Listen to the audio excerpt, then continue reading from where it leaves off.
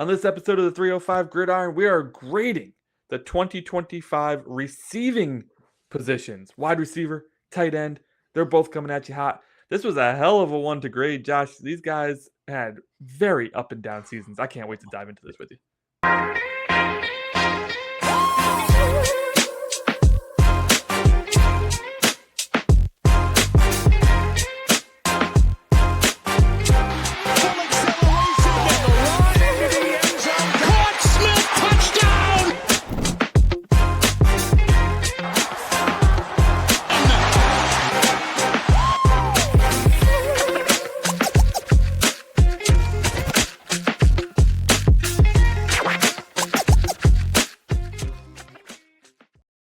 Welcome back to the 305 Gridiron. Today's show, we are giving 2025 grades to the pass catchers, the wide receivers, and the tight end. We've already given you grades for the quarterbacks, the running backs, the fullback.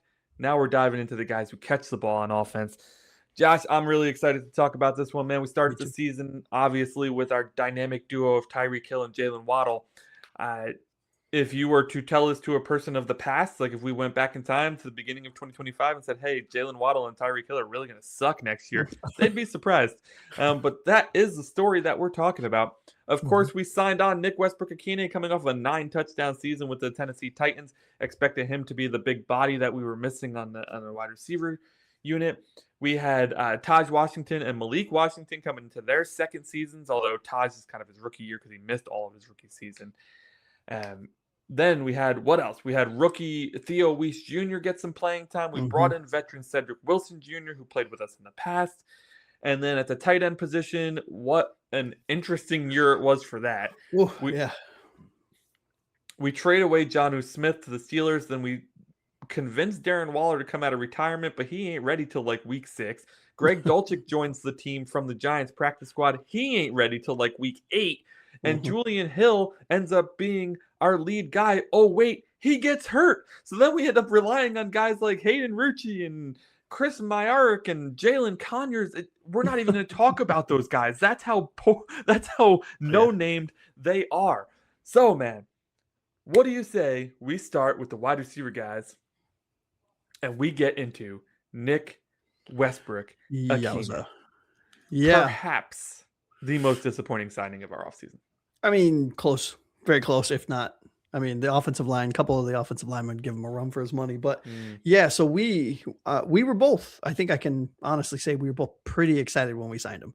Yeah. From not because we thought he was going to be some crazy over 1,000-yard receiver, but because we had a wide receiver room that was very short and very fast. What I very often referred to as Ferraris in a snowstorm.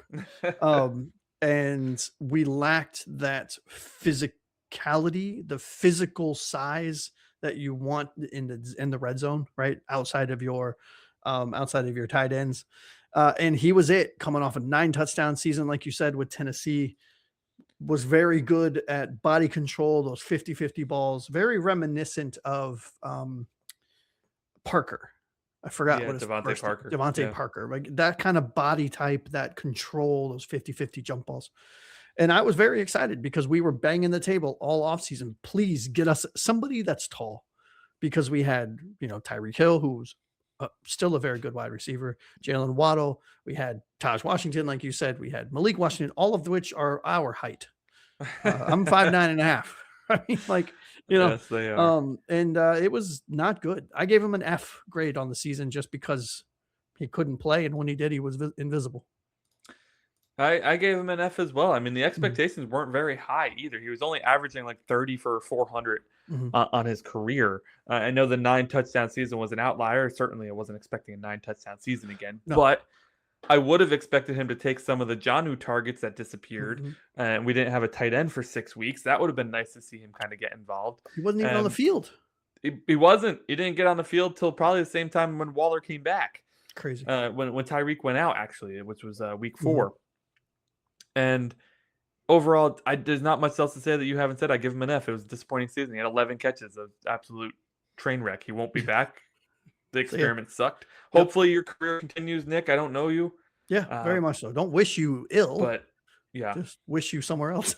Hey, man, it's going to be funny because second on the list here, because we're going from the worst to the best.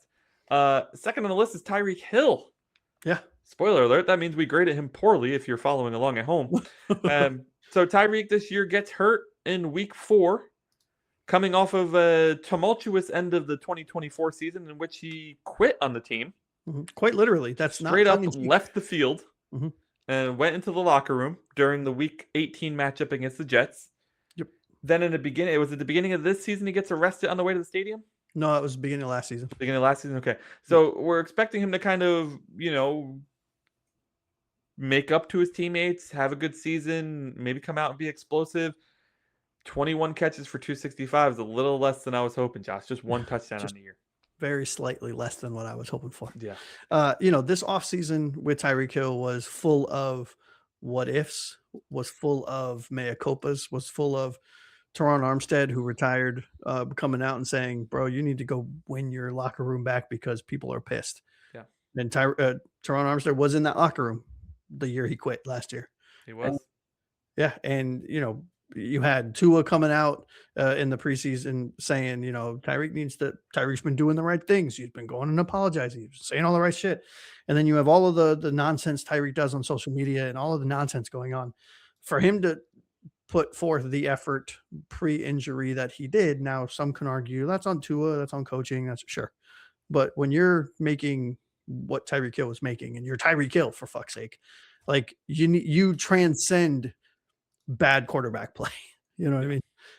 Or poor quarterback play. And he did not. And he's definitely not going to be on this team because he would count, I think was it 50 something, 53 million towards the cap or some crazy number like that. If we keep him on the roster, contract, I think we can get out of it and save 38 million towards the cap. See you later. And also, I think it's time for a change. I don't think he should have been brought back. That was one of my biggest kind of. No, he should have been traded away immediately. Yeah. I mean, you don't come back from that. And that's where you and I kept talking about, where's the accountability, Mike? Where's the accountability, right, Chris? There wasn't. No. Because a player, I don't give a shit how much you're making. If you quit on your team, get the fuck out of my locker room. Yeah. And so I graded him a D for his on the field play. And I'm going to be completely transparent. A lot of his off the field nonsense bled into that grade as well. Yeah, I gave him a D as well. I think if Sully can trade him away for something, that would be amazing. Mm-hmm. I don't know if you can. 2 back-to-back seasons under 1,000 yards coming off of a torn ACL dislocated kneecap, something like that. Mm-hmm. And his livelihood is his speed, and you don't know if he's going to have that speed coming off of this. So I think the most likely outcome is him getting cut. And hey, we had some really good years with Tyreek. Yeah, his off the field, right? Yeah, his off the field antics aside, this man played very good football for us for the first 2 years that he was here, and then the last 2 years not so much. Mm-hmm. But hey, can't have them all good, man. We knew what we were getting when we signed a guy approaching 30, or when we traded for a guy approaching 30, right? It's just that's why Sully is our new GM. That's exactly why Sully is our new GM. All right, the next 4 we're going to go pretty quick, Josh. Let's just do kind of some rapid fire. We'll do our grades first, and then if you have any comments on them, we'll do comments. Perfect. All right, so Taj Washington, I gave a D. I gave a C. D. Eskridge, I gave a C. I gave a C as well. Theo Weiss Jr., I also gave a C. I did too. And Cedric Wilson Jr., I must have been drunk. I gave him a B. I gave him a C. Okay. Yeah. Any commentary on this? I'm going to talk about Taj. I'll let you talk about Taj, and then I'll have a little brief touch point on D. Eskridge, but go ahead. Taj Washington, I feel like was, and I mentioned it multiple times in the show, Tyreek Hill light, just the way he moves on the field, the stature, all of those things. There's just a lot of similarities between the two players, outside of the fact that Tyreek Hill is probably a Hall of Famer, and Taj Washington is just fighting to even make the roster. I really was disappointed in his first action this year. He fumbles the ball away, and he doesn't get to see the field again until the final week of the year against the New England Patriots, which he scores a touchdown in, by the way. Fantastic job by him. I gave him a D because I was just disappointed. Obviously, I don't know if it's just the coach hating on him. We needed wide receiver help. I feel like he just wasn't doing the right things to get on the field. He had 3 catches for 37 yards. He played in 6 games. I would have never guessed that in my life. And crazy. Kind of hoping it's not the end of Taj, but this could be the end of Taj. I mean, this could be the end of his career already, and that sucks. Yeah, I don't see that happening because this team is in rebuilding. So why not keep the cheap players and see what they are? Well, the Um, thing is, you can get cheap players in this year's True. draft that aren't coming off of major injuries. But to your point, I like what we saw in him. Right? I Yeah, mean, in the short little snippet and in the preseason, I think it was in the preseason, or maybe he was injured. I can't remember, but he's very twitchy and yeah. he's a little bit taller than Tyreek and he's got very Tyreek-esque twitches. D Eskridge for me, C was because of his special teams contributions. Mm. I thought he was amazing as a returner. I mean, kick returns, he returned 28 of them for 726 yards, which is an average of 26 or 25.9. He had a long kick return of 54 yards.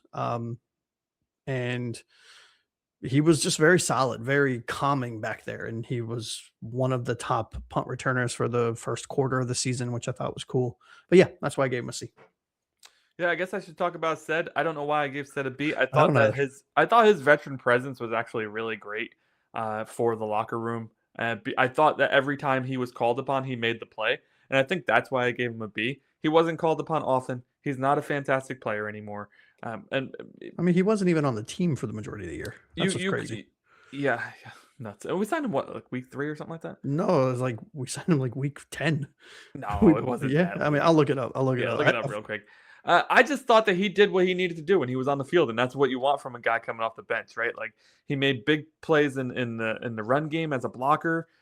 He was one of the guys who broke Achan free on that really long run that he had, the 48-yard touchdown or whatever he had.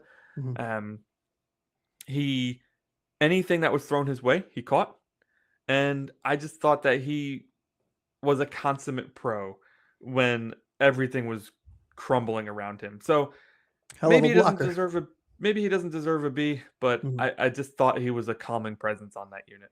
We re-signed him on October 1st off of the New Orleans Saints practice squad. Yeah, it's like week 5. Sure. Go with that. Still, I All mean, right. Of course, Theo Weiss Jr. had the big 63-yard touchdown on yeah, his only catch against who was that against? The Patriots? let's go I with don't, that. I don't even remember. And of course, all the comments were filled because I had the rant that you turned into a short. So the comments were coming at me saying, "What? How Mhm. did that age like milk? He had one catch, guys. Calm down." Yeah, Uh, chill out. yeah. All right. But he did have a So pretty good game at the last game of the season. I mean, he was targeted a few times, nothing crazy, but yeah, yeah. So listen, those 4 are hit or miss as to whether or not they'll be back. So let's get into a guy who likely will be back unless we decide to trade him this offseason.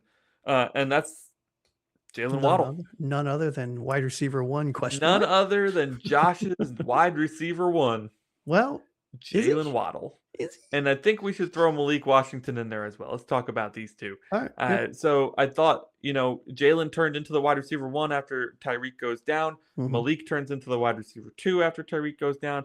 Both guys that we had big expectations for this year. I remember in the preseason us talking about them as potentially going to the next level. Mhm. Both guys. Did you end up satisfied with where they landed or disappointed? Disappointed in both. I Mm, gave them both a C. I thought they were very painfully average this yeah. year. I mean, Jalen Waddle didn't get over 1,000 yards. He had 100 targets, 64 receptions, could not stay healthy during games. I mean, he would come back in, so they weren't like significant injuries, but it's the same typical thing you associate when you talk about Jalen Waddle is he's great when he's on the field. Yeah. And I died on that hill for many points of this year with you about him being a wide receiver 1 and a true wide receiver 1. And Yeah. I just don't know anymore. I'm slowly slinking off that hill, very kind of trying to be very nonchalant about it because I don't want to be embarrassed. But the crazy part with me, that what really pisses me off about Jalen Waddle is he has the talent to be a wide receiver 1. He There's just, 14 big plays. I mean, Jeez. you look back at his rookie year and the year after, he had over 1,000 yards and stuff in both of those years, and you're like, hey, this is a guy, dude. We got a dude. Yeah. And then it's just downhill after downhill. Now, is that attributed to Tua's regression? Maybe. Is it attributed to the coaching staff seemingly forgetting about him after halftime or after really the the first quarter? Maybe. I don't know. I don't want him to be traded. If he is, sure, cool, get what you can. But I still think he has a lot to contribute to this team. But I did give him a C because it was a really meh season. Real question for you, because I want to talk about Malik here in a Yep. second, but I think you asked me this question before, and I want to kind of throw it back at you Sure. because now that the season's over, I do believe it's true.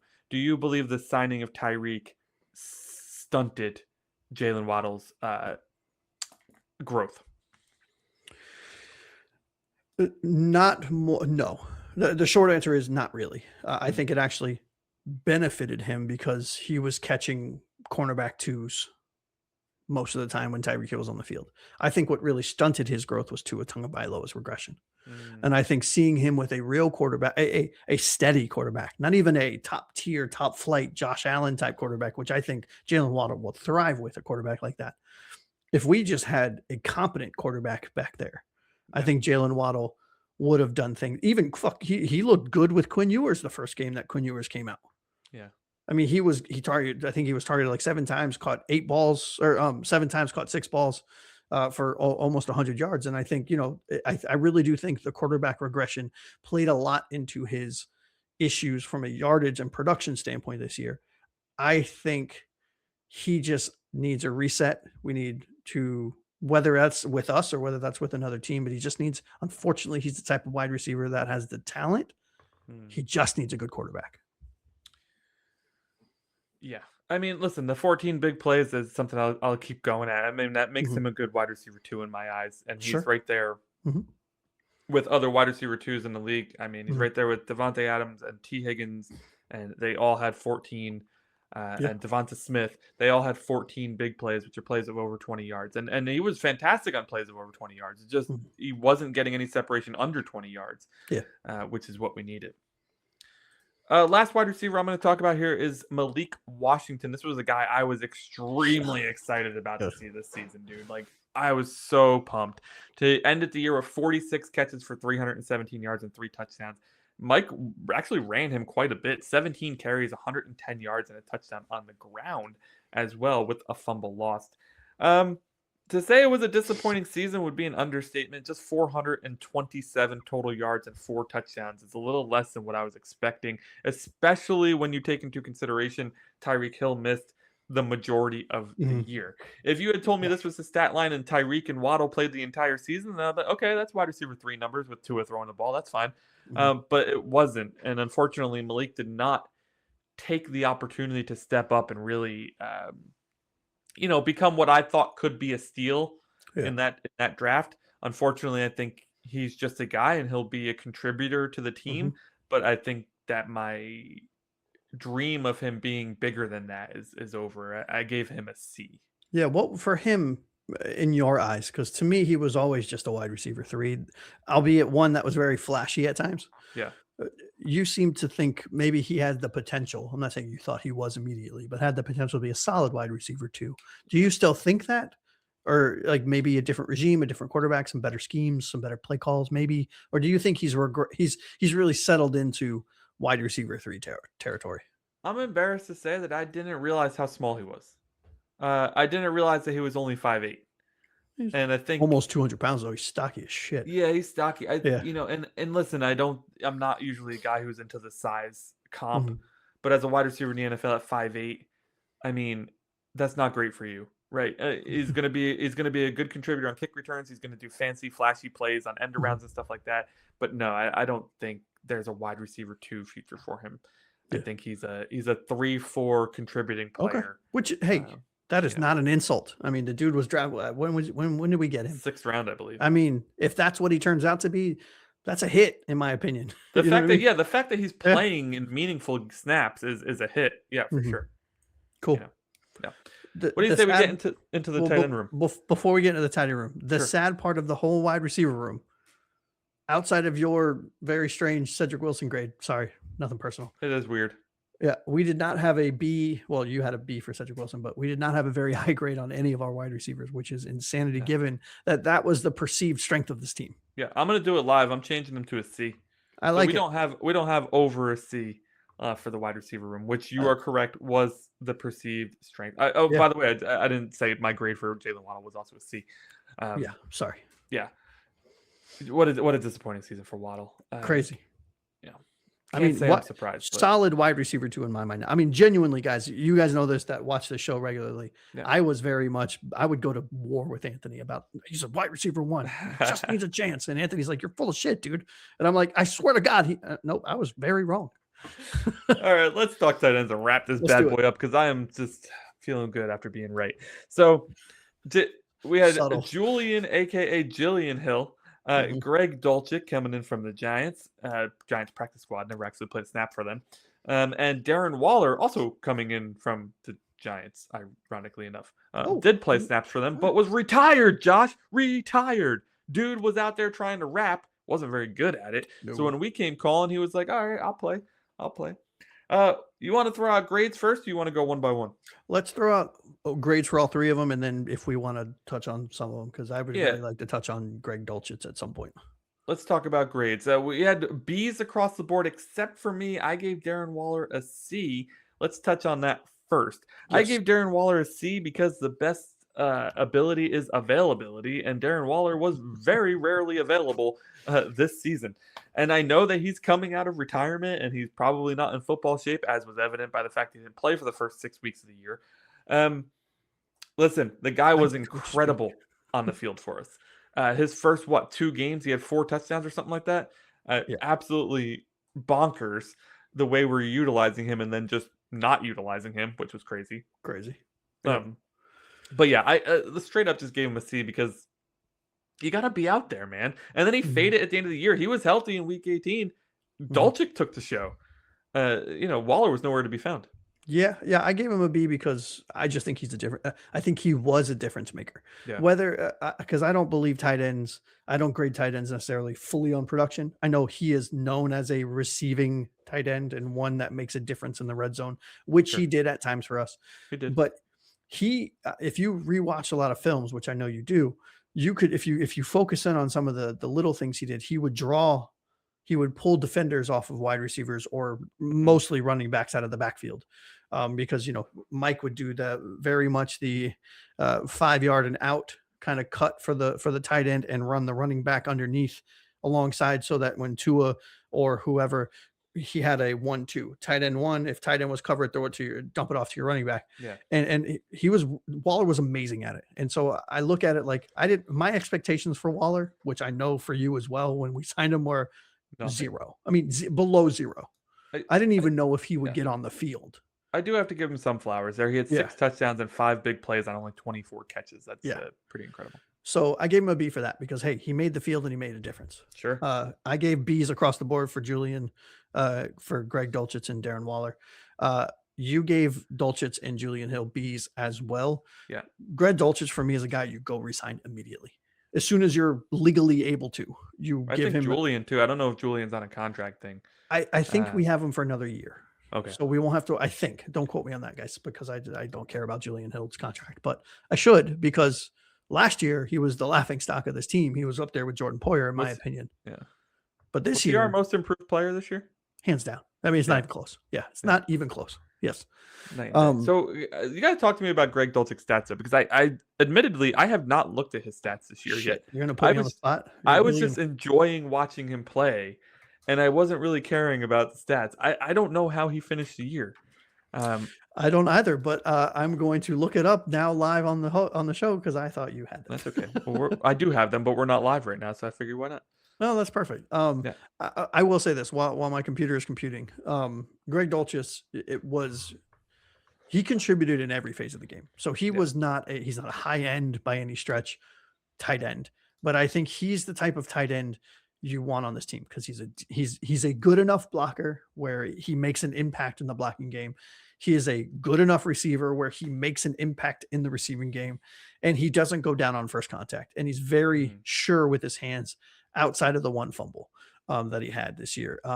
I believe this year he had 26 catches, 335 yards, only 1 touchdown, if this is correct. But he did average almost 13 yards per catch, which I think is big. It's not his fault he wasn't targeted in the red zone, and we weren't getting in the red zone anyway. So, voila. As we called him last show, he was a super light Tyler Warren. Yep, exactly. I mean, he's 6'4", 245, and he's 25 years old. So he's still young. He's had quite a lot of NFL experience on various teams. He's not going to cost you a buttload of money, in my opinion. At least he shouldn't. Hopefully, we're not Chris Greering this contract and giving him $30 million a year. Because that's something Chris Greer would have done. But I really would like Greg back. I hope he comes back again. If he's a starter, I think he does. He's a jack of all trades. He's good at everything, but not great at one thing. All right, that'll do it for the pass catchers. I think overall we gave this position group a C. They were nothing but average. I think the tight ends are what kind of brought the grade up. I think if it were just the wide receivers, we'd be looking at a D. Yeah. But yeah, I'm excited to see what happens next year because we may be looking at an entirely different wide receiver core, pass catching core in general. So pretty pumped to see what happens there. But that'll do it for this episode of the 305 Gridiron. For Josh, aka Aqua Ace, to my left, I'm Anthony Pinzone. This has been a 305 Gridiron. Please like and subscribe if you like the show. We have a goal of 150 subscribers by February 11th, and we would love it if you subscribe to this channel. It's absolutely free. We won't charge you a single dime, I promise. We got some fun giveaways if we hit it. We are going to give away some Dolphins swag, some 305 Gridiron swag, so hit that subscribe button. If we hit 150 by February 11th, we do the giveaway. If we don't give the giveaway. It's as simple as that. Yeah, we're men of our word. All right, that'll do it for this episode. On the next episode, look forward to the offensive line grades for the 2025 season.